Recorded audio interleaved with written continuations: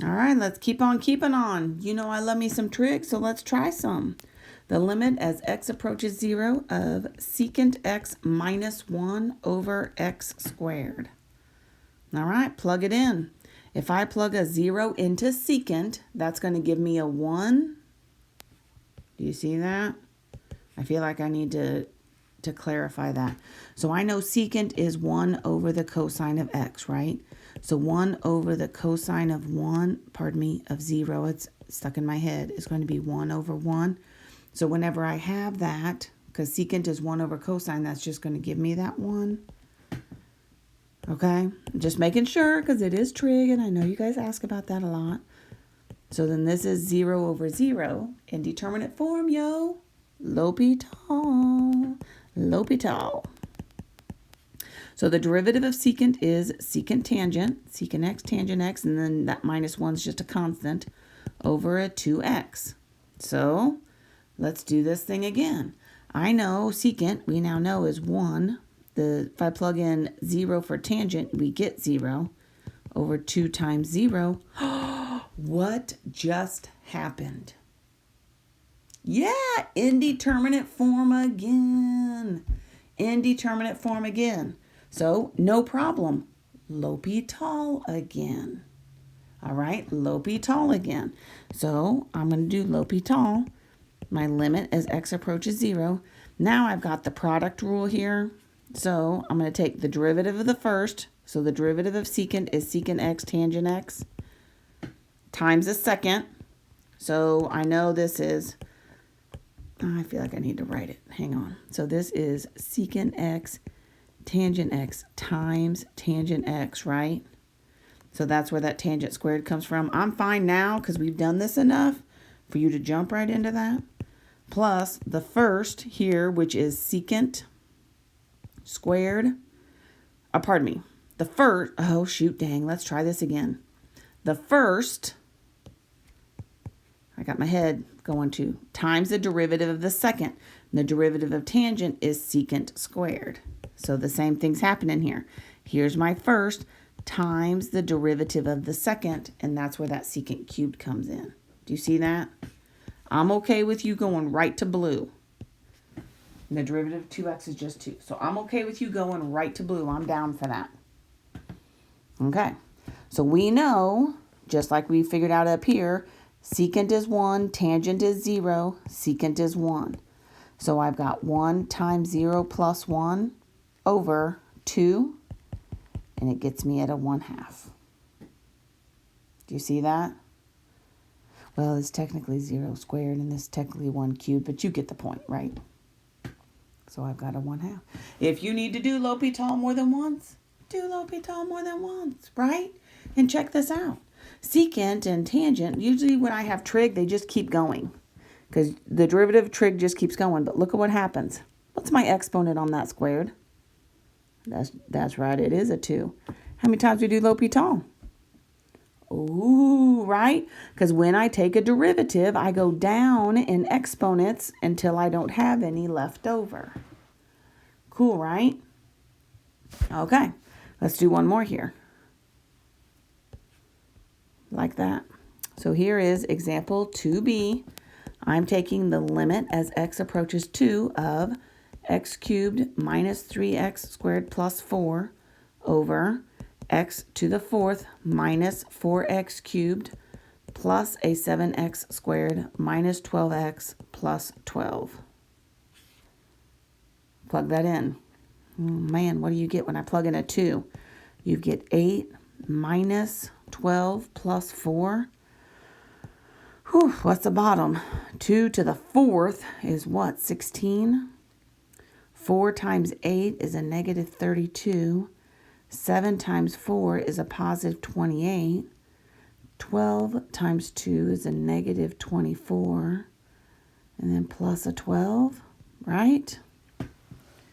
Okay, let's see what we've got. Well, here we've got 8 plus 4 is 12 minus 12, giving me a 0.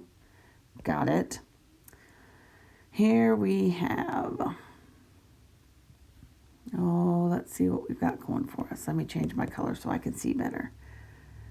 I've got, this will be a negative 12, I know. And this will be a negative 16 plus 28. So, oh, there it is, right? Negative 28 plus 28 all cancels out, and that's going to set me back up with a 0. So, indeterminate form. Woo-wee. All right, all right, all right. So, now I do L'Hopital. How many times do you think we're going to do L'Hopital here? Ooh, the 4's in the denominator, but that 3 is in the numerator, right? Cubed. Wherever the smallest exponent is, so we're going to end up with a number on top here before we get this number on the bottom, before this breaks all the way down. So we are going to do it 3 times. So pay attention. So check this out. Well, most likely, I mean, we don't have to, but most likely we get to. At least once. Who knows? We'll see. So I've got 3x, because it's not 0. That's the kicker here. So I've got 3x squared minus 6x. Well, I don't have to worry about that because that's just a number. But I've got 4x cubed minus 12x squared plus a 14x minus 12. Yeesh. Let's figure this out again.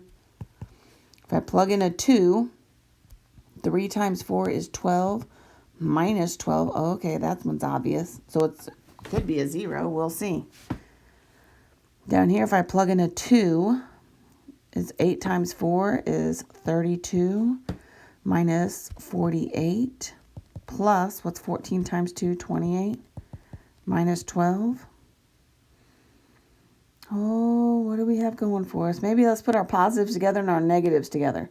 So 32 and 28 would end up with 60. There it is. Negative 48 minus 12 is a negative 60.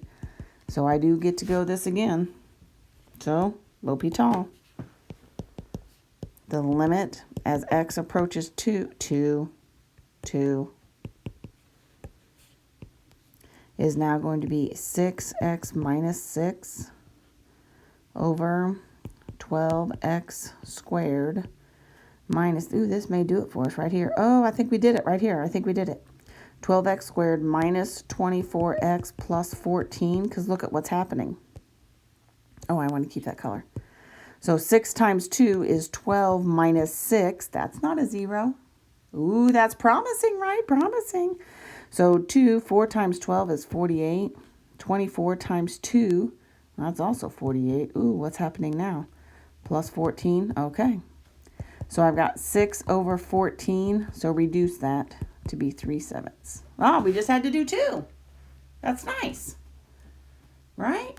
We have the potential, especially when we're going to 0, take a look at that and see how that plays out. All right, 3/7. It's not too shabby. Now, here's questions that happen, especially whenever I have fractions. All right? So here, I'm going to pose this question to you. What if I have something I end up with 0 over 4 or negative 4, whatever, it doesn't matter, positive or negative. What is that? That is 0, right? 0 on the top. What if I have 6 over 0? What is that? Right, 0 on the bottom is different, but it's not indeterminate because I have a number over 0. That's going to hook me up with positive infinity. If I have negative 6 over 0, you got it. Negative infinity. So be aware. Yes, you can have a 0, but if you only have a 0 either on the top or on the bottom, then that's going to be an actual value. That is not L'Hopital. You cannot do that. The only time you can do L'Hopital is if it's 0 over 0 or infinity over infinity. All right? Okay, so pay attention to that kind of stuff when you're looking at your answer.